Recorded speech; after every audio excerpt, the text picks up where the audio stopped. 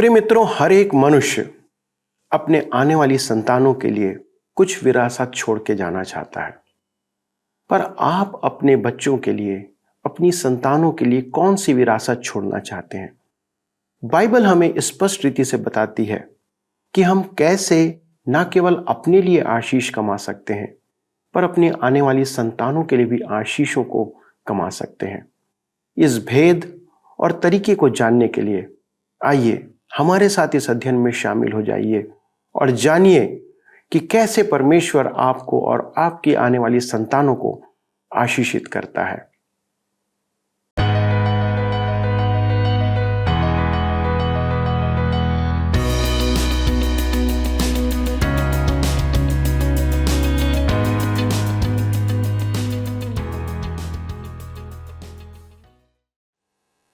प्रिय मित्रों, नमस्कार और TWR के धारावाहिक बाइबल अध्ययन सत्यवचन कार्यक्रम में आपका स्वागत है। मैं आशा करता हूं कि आप परमेश्वर के अनुग्रह में जीवन व्यतीत कर रहे हैं और वचन के अध्ययन के लिए तैयार हैं। हम यिर्मयाह भविष्यवक्ता की पुस्तक से परमेश्वर के प्रेम और दंड की बातों को देख रहे हैं। पिछले अध्ययनों में हम कुम्हार के घर पर परमेश्वर के वचन की शिक्षा ग्रहण कर रहे थे और उसके प्रेम को अनुभव कर रहे थे। अब हम आज्ञा ना मानने के कारण परमेश्वर के शाप और दंड को देखेंगे। मित्रों, परमेश्वर का दंड और शाप अनुवांशिक होता है, उसी प्रकार उसकी आशीषें भी अनुवांशिक होती हैं। यदि परमेश्वर आपको आशीषित करता है तो आपकी संतानों को भी वो आशीष के कारण, आपके कारण अपने अनुग्रह में रखता है, जैसे कि आज हम देखने जा रहे हैं। पर यदि हम शाप कमाते हैं तो वह भी आपके बच्चों पर चलता रहता है। आज हम सभी माता पिताओं के लिए यह चेतावनी है कि हम अपने बच्चों को क्या विरासत देना चाहते हैं। हम बच्चों के लिए घर, धन संपत्ति, जायदाद आदि सब कुछ छोड़ना चाहते हैं। वह बुरा नहीं है, पर क्या हम अपने बच्चों और अपने आने वाली संतानों के लिए परमेश्वर की आशीष छोड़कर जाना चाहते हैं या फिर उसके शाप को छोड़ना चाहते हैं? दोस्तों, आइए जानते हैं कि परमेश्वर का वचन हमें इस संदर्भ में क्या सिखाना चाहता है और अपने अध्ययन में आगे बढ़ते हैं। मेरे मित्रों, आइए आज हम अपने अध्ययन में आगे बढ़ते हुए यिर्मयाह की पुस्तक अध्याय 22 से देखेंगे यहोयाकीम को दंड। मेरे विचार में अध्याय 22 परमेश्वर के वचन के सबसे कठोर दंड की भविष्यवाणी है। कैन पर परमेश्वर का श्राप और यहूदा के लिए प्रभु यीशु के वचनों से भी अधिक कठोर। यह भयावह तो है, परंतु परमेश्वर के वचन की महानतम भविष्यवाणियों में से एक है। इससे पूर्व कि हम कोन्याह या यहोयाकीम के विषय में परमेश्वर के दंड का अवलोकन करें, उसके पिता यहोयाकीन के दंड का उल्लेख आता है। वह एक दुष्ट राजा था, परंतु उसके राज्यकाल में समृद्धि थी। धनवान अधिक धनवान बन रहे थे और गरीब पांव तले रौंदा जा रहा था। यह बड़ी रोचक बात है कि परमेश्वर के वचन में गरीबों के लिए बहुत कुछ कहा गया है। पुराने नियम का समय हो या नए नियम का समय, परमेश्वर उन पर बहुत ध्यान देता है और इस कारण हम इसे अनदेखा नहीं कर सकते हैं। तो आइए देखें यहोयाकीम के विषय में परमेश्वर का संदेश। यिर्मयाह 22 के 13 में लिखा है, उस पर हाय जो अपने घर को अधर्म से और अपनी उपरौठी कोठरियों को अन्याय से बनवाता है, जो अपने पड़ोसी से बेगारी में काम कराता है और उसकी मजदूरी नहीं देता। मनुष्य गलत तरीकों से धन कमा रहा था और गरीबों को कम मजदूरी दी जा रही थी। यिर्मयाह 22 उसके 14 और 15 में लिखा है, वह कहता है, मैं अपने लिए लंबा चौड़ा घर और हवादार कोठा बना लूंगा और वह खिड़कियां बनाकर उन्हें देवदार की लकड़ी से पाट लेता है और सिंदूर से रंग देता है। तू जो देवदार की लकड़ी का अभिलाषी है, क्या इस रीति से तेरा राज्य स्थिर रहेगा? देख, तेरा पिता न्याय और धर्म के काम करता था और वह खाता पीता और सुख से भी रहता था।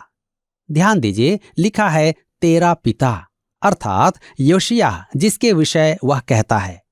हम अपने अध्ययन में यहूदा के राजाओं, उनके 7 प्रजा वरन संपूर्ण देश के भविष्य के बारे में परमेश्वर का वचन यिर्मयाह के मुख से सुन रहे हैं। पद 16 और 17 में वह योशिय्याह की प्रशंसा करते हुए उसका उदाहरण दे रहा है।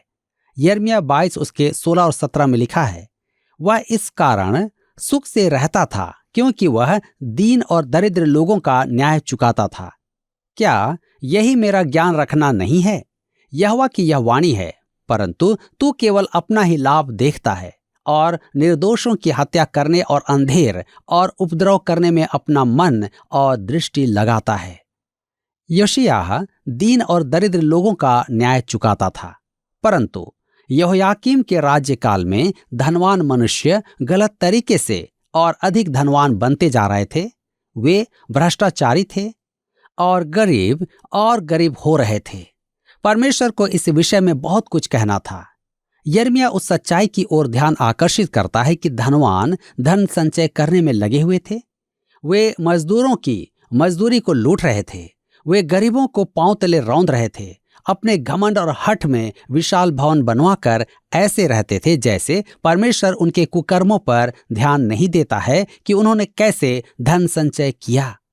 नए नियम में याकूब कहता है, याकूब की पत्री 5 उसके 1 से 3 पद में, हे धनवानों सुन तो लो, तुम अपने आने वाले क्लेशों पर चिल्लाकर रो। तुम्हारा धन बिगड़ गया और तुम्हारे वस्त्रों को कीड़े खा गए। तुम्हारे सोने चांदी में काई लग गई है और वह काई तुम पर गवाही देगी और आग की नाई तुम्हारा मांस खा जाएगी। तुमने अंतिम युग में धन बटोरा है। परमेश्वर 2 कारणों से धनवानों को दोषी ठहराता है। पहला, उनके धन संचय का तरीका और दूसरा, धन के उपयोग का तरीका। क्या आपने देखा है कि धनवान मनुष्य के लिए हर बात में अपना ही दृष्टिकोण रहता है? मैं देखता हूं कि मैं कुछ लोगों से अधिक कर चुकाता हूं। मेरे कर भुगतान को देखकर आप सोचेंगे कि मैं करोड़पति हूं। कर के नियम धनवानों का पक्ष लेते हैं। राजनेता भी धनवानों के ही लाभ की बात करते हैं क्योंकि वे उनके प्रचार में अंशदान देते हैं। धनवान ऐसे लोगों को ही आर्थिक सहयोग देते हैं। परमेश्वर के काम के लिए उनसे पैसा नहीं निकलता है। वे परमेश्वर के वचन के प्रसारण के लिए आर्थिक सहयोग नहीं देते हैं। परमेश्वर सब देखता है। वह देखता है कि कब धनवान गरीबों को लूटकर धन संचय कर रहा है और वह देखता है कि वे कब धन का अपव्यय करते हैं निवास करने हेतु भवन बनवाकर। स्पष्ट कहूं तो यदि मनुष्य गरीबी में निर्वाह कर रहा हो तो हमारे लिए बड़े बड़े घरों में रहना पाप है। मैं नहीं मानता कि एक मसीही जन को ऐसा करना चाहिए। ऐसे अनेक गरीब मसीही लोग हैं जिन्हें पैसे वाले मसीही लोगों से सहायता मिलनी चाहिए। मेरे विचार में मसीही संस्थाओं को भी अति सुविधाजनक ऐशो आराम वाले मकानों में रहने की आवश्यकता नहीं है। मैं यह भी कहता हूं कि धर्म धनवानों का ही सेवक है। मैंने कई बार प्रचारकों के मुंह से सुना है कि उनकी कलीसिया में 1 या 2 करोड़पति हैं। मैं जानना चाहता हूं कि ये करोड़पति परमेश्वर के वचन के प्रसारण में कैसा योगदान दे रहे हैं। मैं एक ऐसे मनुष्य के साथ हॉकी खेलता था जिसके बारे में कहा जाता है कि वह करोड़पति था। फिर किसी ने कहा कि वह हमारे टीवी प्रसारण में सहायता करना चाहता था। मैंने उसे अपने टीवी और रेडियो कार्यक्रमों और आवश्यकताओं के बारे में बताया। उसमें रुचि उत्पन्न हुई। उसने मुझे विश्वास दिलाया कि वह टीवी प्रसारण देखता है। क्या आप जानना चाहते हैं कि उसने हमारे टीवी कार्यक्रम में कितना योगदान दिया? 1 पैसा भी नहीं। मैं इससे विलक्षण उदाहरण को चेतावनी स्वरूप सुना रहा हूं। मैं तो करोड़ों रुपया छोड़कर मरना नहीं चाहता कि परमेश्वर को लेखा दूं कि मैंने अपने पैसों का क्या किया। इसका अर्थ यह नहीं कि परमेश्वर हमें जो देता है हम उसका आनंद ना उठाएं। यदि वह हमें सुख चैन से रखता है तो हम उसका आनंद क्यों न लें। परंतु यदि वह आपको धन देता है तो उसकी महिमा के निमित्त उसके उपयोग का लेखा आपसे लेगा। वह दीन और दरिद्र लोगों का न्याय चुकाता था। क्या यही मेरा ज्ञान रखना नहीं है? परमेश्वर कहता है कि वह इन गरीब और दलितों की बहुत चिंता करता है। परमेश्वर का अनुयायी गरीब और दलितों की चिंता न करे, असंभव है। क्या आप ऐसे 2 मनुष्य वर्ग जानते हैं जिन्हें सुसमाचार सुनाना कठिन है? वे हैं सबसे अधिक धनवान मनुष्य और सबसे अधिक गरीब मनुष्य। परमेश्वर इनमें संतुलन बनाना चाहता है, क्योंकि वह चाहता है कि वे सुसमाचार सुनकर उद्धार पाएं। मेरे मित्रों, परमेश्वर चाहता है कि परम धनवान गरीब और दलितों की सहायता करें। उसकी चिंता का विषय है कि दोनों वर्ग परमेश्वर का वचन ग्रहण करें। यदि संसार में जघन्य धनवानों और अत्यधिक गरीबों में संघर्ष ना होता तो साम्यवाद का उदय कभी नहीं होता। इसी भेद पर तो परमेश्वर कहता है वह दंड देगा। आइए हम देखें कोन्याह का दंड। अब हम कोन्याह का कठोर एवं भयानक दंड पढ़ेंगे। यिर्मयाह 22 उसके 24 और 25 पद में लिखा है, यहोवा की यह वाणी है, मेरे जीवन की सौगंध है, चाहे यहोयाकीम का पुत्र यहूदा का राजा कोन्याह मेरे दाहिने हाथ की अंगूठी भी होता तो भी मैं उसे उतार फेंकता। मैं तुझे तेरे प्राण के खोजियों के हाथ और जिनसे तू डरता है उनके अर्थात बेबीलोन के राजा नबूकदनेस्सर और कसदियों के हाथ में कर दूंगा। कोन्याह ही का नाम यहोयाकीन था। परमेश्वर उसे कोन्याह क्यों कह रहा है? उसका नाम वास्तव में यकोन्याह था। याह का अर्थ है यहोवा। परमेश्वर कहता है कि उसका नाम इस दुष्ट के साथ न जुड़े। परमेश्वर की दृष्टि में उसका स्थान ऐसा था कि यदि वह परमेश्वर की दाहिने हाथ की अंगूठी भी होता तो वह उसे उतार फेंकता। यिर्मयाह 22 उसके 28 से 30 में लिखा है, क्या यह पुरुष कोन्याह तुच्छ और टूटा हुआ बर्तन है? क्या यह निकम्मा बर्तन है? फिर वह वंश समेत अनजाने देश में क्यों निकाल कर फेंक दिया जाएगा? हे पृथ्वी, हे पृथ्वी, हे पृथ्वी, यहोवा का वचन सुन। यहोवा यूं कहता है कि इस पुरुष को निर्वंश लिखो। उसका जीवन काल कुशल से न बीतेगा और न उसके वंश में से कोई भाग्यवान होकर दाऊद की गद्दी पर विराजमान व यहूदियों पर प्रभुता करने वाला होगा। परमेश्वर संपूर्ण पृथ्वी को गवाह बनाकर कहता है कि कोन्याह के वंशज यहूदा की या दाऊद की गद्दी पर कभी नहीं बैठेंगे। यही एक कारण है कि यूसुफ कोन्याह का वंशज होने के कारण यीशु का पिता होने के योग्य नहीं था, क्योंकि यूसुफ के द्वारा कोन्याह का वंशज यीशु सिंहासन का अधिकारी ना होगा। इसका अर्थ क्या यह हुआ कि दाऊद का सिंहासन तब ही से खाली पड़ा है?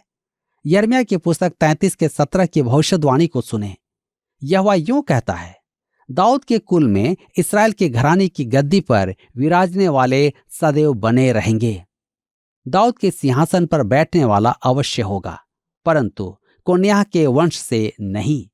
यिर्मयाह 36 के 30 में लिखा है, इसलिए यहोवा यहूदा के राजा यहोयाकीम के विषय में यूं कहता है कि उसका कोई दाऊद की गद्दी पर विराजमान न रहेगा और उसकी लोथ ऐसी फेंक दी जाएगी कि दिन को घाम में और रात को पाले में पड़ी रहेगी।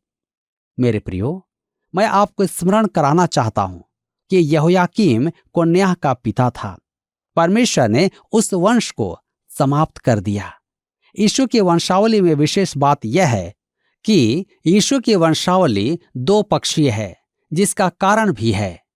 मत्ती के अध्याय 1 की वंशावली यूसुफ की ओर से है, दाऊद से सुलेमान और कोन्याह और यूसुफ तक। यूसुफ की वंशावली यीशु को सिंहासन का वैधानिक अधिकारी बताती है, परंतु यूसुफ वास्तव में यीशु का पिता नहीं था, अतः यीशु उस वंशावली से नहीं था। दूसरी वंशावली लूका रचित सुसमाचार 3 उसके 23 से 38 में दी गई है, जो मरियम की वंशावली है। यह वंशावली राजा सुलेमान की अपेक्षा दाऊद के पुत्र नातान की है, जिसे परमेश्वर ने श्रापित नहीं ठहराया था। यीशु का जन्म कुंवारी मरियम से हुआ था, जिसके अनुसार वह दाऊद के सिंहासन का आनुवांशिक अधिकारी था। मुझे यह संसार का एक आश्चर्य लगता है। यही कारण है कि परमेश्वर पृथ्वी को गवाह बनाकर कहता है, हे पृथ्वी, हे पृथ्वी, हे पृथ्वी, यहोवा का वचन सुन। वह चाहता था कि पृथ्वी देखे कि उसने इस रीति से काम किया है। परमेश्वर की योजना को बदला नहीं जा सकता है। वह जिसे चाहे दंड दे सकता है, फिर भी वह अपनी प्रतिज्ञा पूरी करता है कि मसीह दाऊद के वंश से आएगा। इसी के साथ यहाँ पर अध्याय 22 समाप्त होता है और अब हम अपने अध्ययन को अध्याय 23 से जारी रखेंगे। जिसका विषय है अंधियारे दिन में चमकता प्रकाश और 2 टोकरे अंजीर का दृष्टांत। प्रत्येक बादल में प्रकाश की किरण होती है। पिछले अध्याय के बादलों में भी प्रकाश की किरण थी। इतना अंधकार छा गया था कि भविष्यद्वक्ता सुरंग के दूसरे छोर का प्रकाश न देख पाता। अध्याय 22 जिसमें कोन्याक के कठोर दंड की भविष्यवाणी है, उसके बाद सूर्योदय होता है, परंतु अभी 2 पदों के बाद सूर्योदय दिखाई देगा। आइए हम पढ़ें यिर्मयाह 23 अध्याय के 1 पद। लिखा है, उन चरवाहों पर हाय जो मेरी चराई की भेड़ बकरियों को तितर बितर करते और नाश करते हैं, यहोवा यह कहता है। ये चरवाहे राजा और राजनीति के अगुए हैं, शासक और नियम निर्धारित करने वाले। परमेश्वर कहता है उन चरवाहों पर हाय। तब यिर्मयाह 23 के 2 में लिखा है, इसलिए इस्राएल का परमेश्वर यहोवा अपनी प्रजा के चरवाहों से यूं कहता है, तुमने मेरी भेड़ बकरियों की सुधि नहीं ली, वरन उनको तितर बितर किया और जबरन निकाल दिया है। इस कारण यहोवा की यह वाणी है कि मैं तुम्हारे बुरे कामों का दंड दूंगा। परमेश्वर ने कहा वह दंड देगा, तो उसने दंड दिया। अब सूर्योदय होता है। यिर्मयाह की पुस्तक 23 उसके 3 और 4 पद में, तब मेरी भेड़ बकरियां जो बची हैं, उनको मैं उन सब देशों में से जिनमें मैंने उन्हें जबरन भेज दिया है, स्वयं ही उन्हें लौटा लाकर उन्हीं की भेड़शाला में इकट्ठा करूंगा, और वे फिर फूले फलेंगी। मैं उनके लिए ऐसे चरवाहे नियुक्त करूंगा जो उन्हें चराएंगे, और तब वे न तो फिर डरेंगी, न विस्मित होंगी, और न उनमें से कोई खो जाएंगी। यहोवा की यह वाणी है। मेरे प्रियो, परमेश्वर कहता है कि वह दिन आता है जब मैं सत्ता अपने हाथ में लूंगा, और उस दिन कंगाल और दरिद्रों की सुधि ली जाएगी। यह इस युग के अंत में कलीसिया के उठाए जाने के बाद यहूदियों के स्वदेश लौटने के विषय है।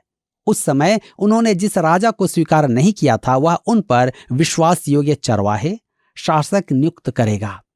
वह प्रशासन आज के सांसारिक प्रशासन से सर्वथा भिन्न होगा।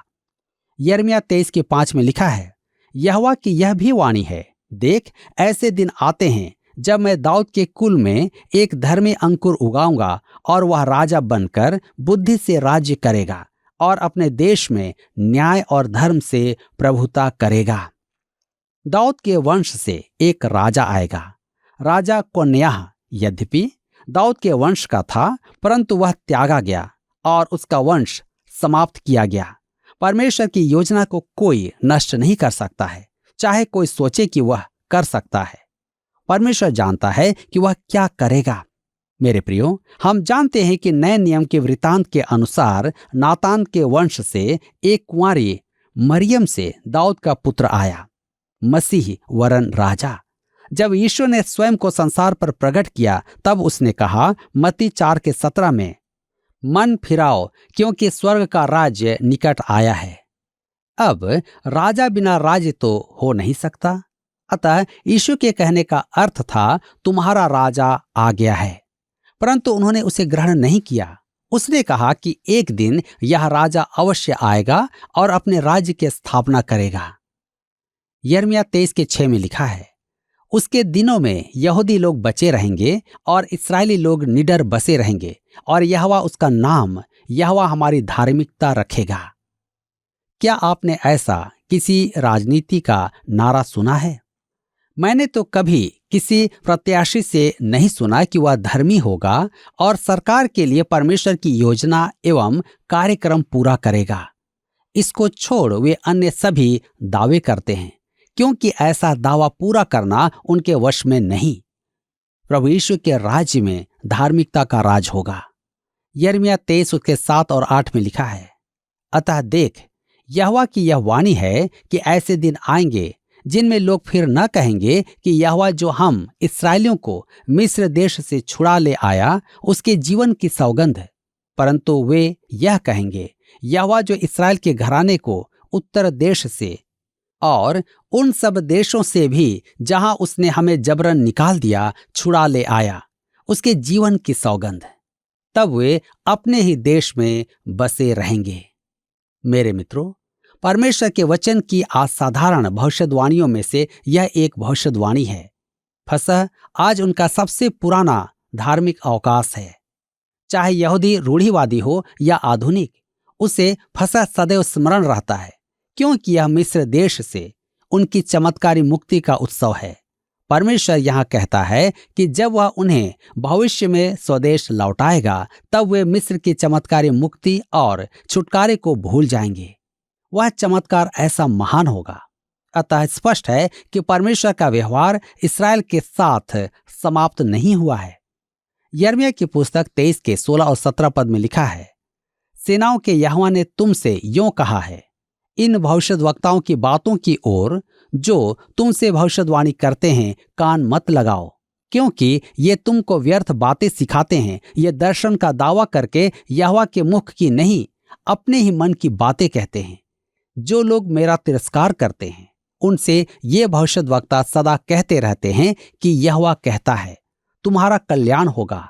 और जितने लोग अपने हठ ही पर चलते हैं, उनसे ये कहते हैं, तुम पर कोई विपत्ति ना पड़ेगी। मेरे मित्रों, झूठे भविष्यद्वक्ता शांति की भविष्यवाणी करते नहीं थक रहे थे। परमेश्वर इसका खंडन करता है। आज भी अनेक स्वप्नदर्शी विश्व शांति की चर्चा करते हैं। परमेश्वर कहता है कि वे ऐसा कभी नहीं कर पाएंगे। परमेश्वर ने यशायाह द्वारा कहा था, यशायाह नबी की पुस्तक 48 अध्याय उसके 22 पद में, दुष्टों के लिए कुछ शांति नहीं, यहोवा का यही वचन है। समस्या यह नहीं कि मनुष्य शांति नहीं चाहता है, समस्या उसके मन के साथ है जो महादुष्ट है। हम देख नहीं पाते कि हम कितने बुरे हैं। आज सत्ताधारी दुष्ट कैसे शांति ला पाएंगे? यदि ऐसा हुआ तो यह परमेश्वर के वचन के विरुद्ध में होगा। अब परमेश्वर धर्म गुरुओं से कहता है, यिर्मयाह 23 के 21 पद में, ये भविष्यद्वक्ता बिना मेरे भेजे दौड़ जाते और बिना मेरे कुछ कहे भविष्यवाणी करने लगते हैं। वह तो पहले भी कह चुका है कि आप राजनेताओं पर भरोसा नहीं कर सकते। वे शांति स्थापित नहीं कर पाएंगे। वे गरीबों पर ध्यान नहीं देते हैं। परमेश्वर कहता है कि वह देश में छाए हुए भविष्यद्वक्ताओं का भेजने वाला नहीं है। परमेश्वर कहता है कि उनका संदेश उसकी ओर से नहीं है।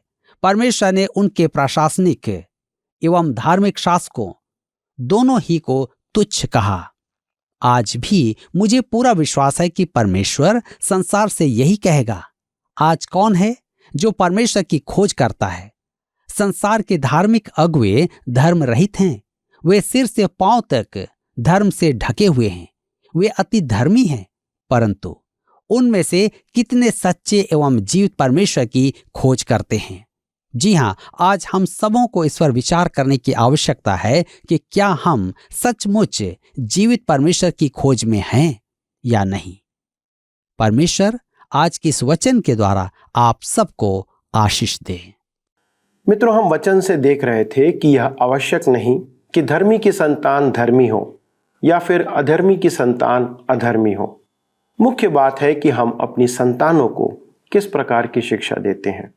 यदि हम उन्हें परमेश्वर पर भरोसा रखना सिखाएंगे और उसके वचन पर चलने का आदर्श प्रस्तुत करेंगे, तो आप यकीन मानिए कि वे आपके जीवन से उन बातों का अनुसरण करेंगे।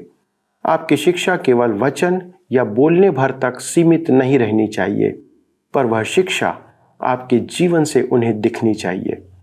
उन्हें समझ आना चाहिए कि जब आपके परिवार में कोई समस्या आती है, तब आप कैसे उसका सामना करते हैं। क्या आप हिजकिय्याह और सिदकिय्याह के समान उसे लेकर परमेश्वर के पास जाते हैं, या फिर यहोयाकीम और यहोयाकीन की तरह अपने तरीके से उसका सामना करने का प्रयास करते हैं? मित्रों, आपकी संतान आपको देखती है और आपसे सीखती है। आपने यह भी देखा कि परमेश्वर अपने अगुओं को भी कभी नहीं छोड़ता है। वह देखते रहता है कि वे किस प्रकार अपने अधिकारों का उपयोग करते हैं। यदि आप अपने काम में ईमानदार रहेंगे और पूरी मेहनत और ईमानदारी से अपने कार्य को पूरा करेंगे, तो आपके बच्चे भी आपसे मेहनत और ईमानदारी सीखेंगे। मित्रों, याद रखिए कि आपको परमेश्वर ने एक अगुवाई प्रदान किया है। चाहे वह घर की हो या ऑफिस की या चर्च की या संस्था या फिर देश ही की क्यों ना हो, आप अपने कार्य के द्वारा परमेश्वर की महिमा प्रकट कर सकते हैं। यही विरासत आप संसार और अपने बच्चों के लिए छोड़कर जा सकते हैं। तो चलिए हम दृढ़ संकल्प करें कि हम सब ऐसी ही विरासत अपनी संतानों और संसार के लिए छोड़कर जाएंगे। आइए प्रार्थना करें।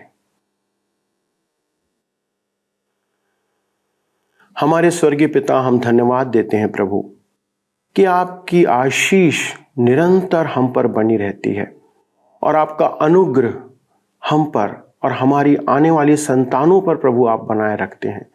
प्रभु, आज के इस अद्भुत अध्ययन के लिए आपको धन्यवाद देते हैं, जिसने हमें यह सिखाया कि हम किस प्रकार न केवल अपने लिए परंतु आने वाली संतानों और पीढ़ियों के लिए आपकी आशीष कमा सकते हैं। और यह भी हमने जाना कि यदि हम आपके वचन पर ना चलें तो हम अपने लिए और आने वाले संतानों के लिए शाप कमाते हैं।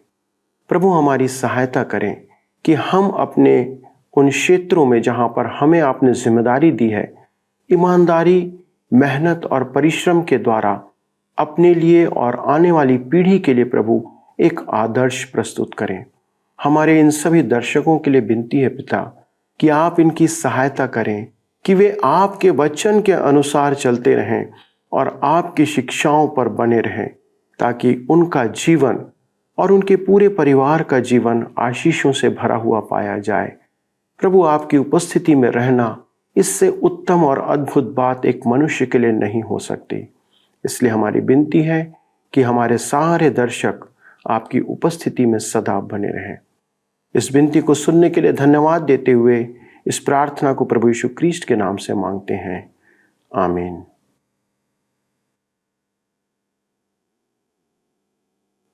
दोस्तों, आज के अध्ययन के द्वारा आपने किन बातों को सीखा? क्या आप हमारे साथ साझा करना चाहते हैं?